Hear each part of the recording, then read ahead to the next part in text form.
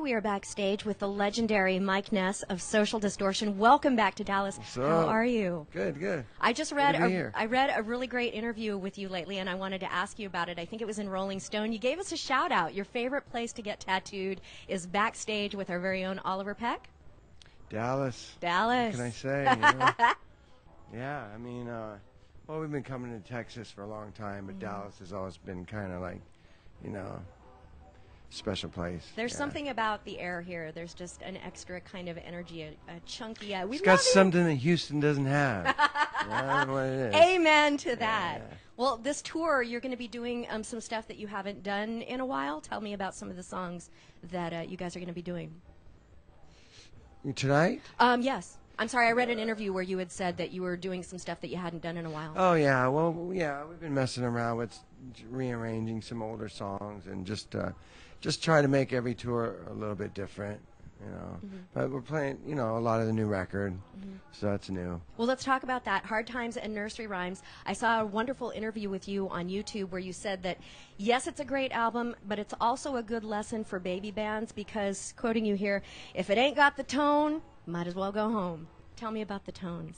Well, you know, I'm not a person that subscribes to listening to music on an iPod and a dock. I just can't do it. I still have you know, Macintosh stereo system with big speakers, and I wanted to record this record old school, you know, analog and old amps, old compressors, old mics. You wanted to make a record that was similar to what you listened to when you were a kid, right? Absolutely. I wanted it to sound like a fat rock and roll record from the 70s. Well, I wanted to ask you because I read a beautiful interview with you where you talked a little bit about when you were a kid and you lived across from a baseball field, and I guess you were wailing on your amp and the police came, but they didn't ask you to turn it down. They had a specific request. And they asked me to play the song right. Was it Smoke on the Water? Yeah, because I didn't have anyone to teach me it. You know, I was just trying to figure it out myself. And that's awesome. That's really fantastic. Pretty good. Yeah. Well, tell me. The park carried the sound like 3 miles because, you know, the sound traveled. So I was here, but you could hear it like a couple miles down the way. So and it was wrong. Sharing it for everybody. I imagine the police in their precinct. What's going on? Yeah, pretty funny. Well, let's see. I read here that Social D started out as a punk band. That along the way you grabbed at everything that you possibly could. What were some of the influences that you grabbed for the new record?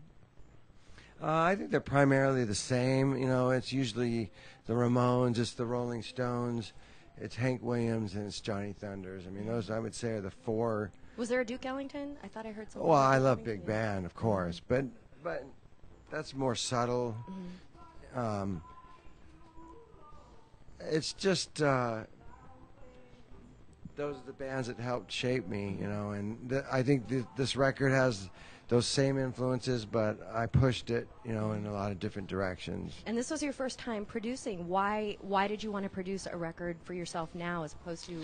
I didn't want to listen to the record a couple of years from now going, God, if only I would have done this, or why didn't I think of that then? This allowed such an incredible amount of focus on detail, which I really enjoyed, and I think it's because of that, you know, I got the record I wanted. Did it terrify the rest of the band? Here comes Mike with his producer hat. Well, it didn't terrify him. It tormented him, though, for sure, because, I mean, this band has a leader. It's one of those bands that has a leader, and so now not only was I the leader of the band, but now I'm calling all the shots in the studio too. But so it was pushing them to get good performances. And did you push yourself? Because of course. I was surprised to see an interview where you were kind of beating up on previous efforts, and you said, I didn't want to sound like Aggro Man anymore. That well, in the past, you know, producers have tried to, I've gotten valuable lessons from producers, believe me, and one of them was to push myself. But also in the past, producers have also tried to get me to, you know, project this, you know, voice, you know, like that I was always angry or always like at this level, and I realized that there was no room for any dynamics, you know, musically. Right. When you're singing at that, it's like, and I listened to my earlier records, and it was like, I'm just singing, and I want to go back to just singing. The attitude's going to be there. The attitude's part of the music. You know, it'll come when it's supposed to, but you don't have to force it. And I read that when you approached the lyrical content on this new Social D record, that you didn't want it to be another Mike's gotten into a fight and gone to jail again. You wanted something else. I didn't want this to just be about Mike Ness's hard life he led in the past. I really wanted to show, you know, diversity in my lyrical writing, and it's amazing because the minute I made that decision, it just came really easily. It was like, because I didn't have to be so serious, or it really was freeing. Yeah. Well, it's a really fun record, and I know sometimes listeners to your music will bring their own interpretation, so I'm about to inflict mine on you. Road Zombie, when I first heard it, I'm like, Russ Meyer, I'm going to need go-go boots and a leotard, and I need to dance by a cactus, because that is just delicious. What was going on there? Is that for California car culture, or? It's definitely a driving song, but I also I have an idea. I want to get together with this cartoonist. I want to do like a 20s cartoon. Fun. And to me, it's more of like I see a chase. You know, I see like a wolf, you know, driving a car, you know, Chop Mercury or something, and like you know, the piggies on the cop, you know, the cops chasing them, and not that cops are piggies, but no, you know, I hear you. it's just character, right? And yeah, just kind of one of those old creepy cartoons. Well, I'm glad that you brought up driving culture, because I felt like such a loser when I was listening to California Hustle and Flow, because my ride sucks. It's like, I need a convertible. I need to be on the Pacific Coast Highway. That is an amazing song. Is that what I read somewhere, that was one of your favorites? Yeah. Well, there's ways you can get around that here, you know. Chainsaw. Buy an 80s Cadillac. Okay. An Eldorado. Okay. It'll be it's cheap, but elegant. You'll right be on. fine. Yeah. I'll do that. Yeah, you'll be pimping. Tell me, I read that Bakersfield is extra special to you. Yeah, it's just, you know, I mean, it's a song we wrote a few years ago, 5 years ago. Just it was one of those themes that just came up. We were doing sound check, and we were tired. We were almost home. We just didn't want to be there. It was miserable, hot day there, and you know, it was nothing against the city of Bakersfield. It's a cool town. But that day, we just wanted to be home with our families. And so I tried to capture that emotion in the song. Well, you know, when I was preparing for this interview, I went back a couple of years, and I watched Another State of Mind again. And Is that tragic comedy? Oh my God! Yeah. It's like 1982. Is it you with like a can of Aquanet and some? Is it Dippity Doo or something to make your hair stand up? Yeah. That, and then the promoters. I mean, that hairdo was tornado proof. I looked it. It really looked it. But the thing that really broke my heart about that, and why I think it's so important for up and coming bands or people who want to be in bands now to watch it, is because it's still true about how some promoters can screw you over. I mean, the thing with sometimes not getting paid or getting paid in rolls of pennies, I mean, that's insane. Well, no one would attempt that today. I guarantee you that. But more importantly, I think the message is really just that it's an often discouraging road. You know, I mean, 11 stinky guys life on on the bus. road is a tough.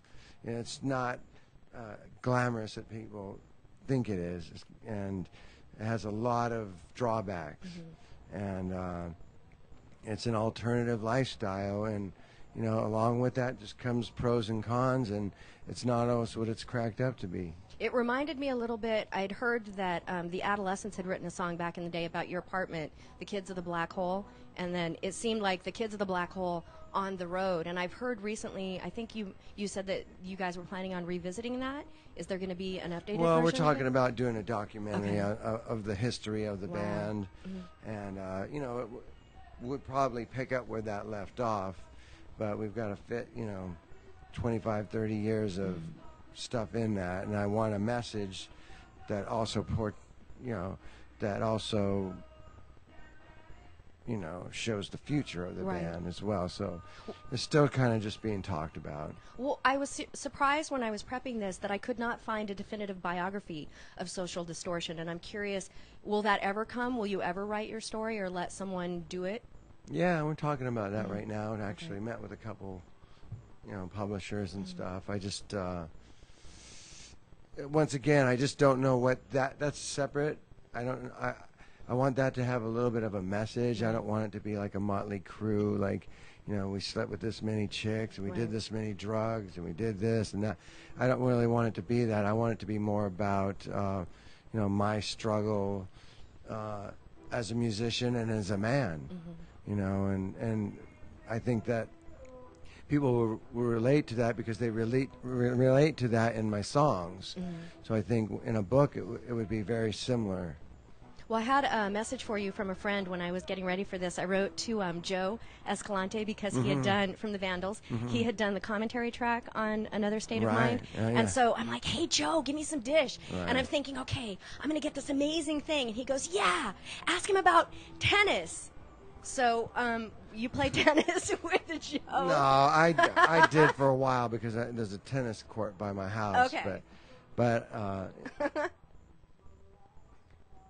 I can't commit to it right now. You know what I mean? It's a hard sport. It's a hard sport. I do boxing now. Oh, great. Are you good? It's pretty good. Awesome. It's my style's pretty aggressive. Well, congratulations truly on this new record. It's so much fun to listen to, and I just want to drive with it. I'm going to get that Cadillac Eldorado. I'm going to cherry nice it out. chiffon yellow. Oh, 79 Eldorado. right Convertible. on. I will do Put some that. bull horns, steer horns on the hood. That's very Texas. And you will be the belle of the ball. Thank you so much, Mike. It's been awesome to meet you. Thank you. Thank you.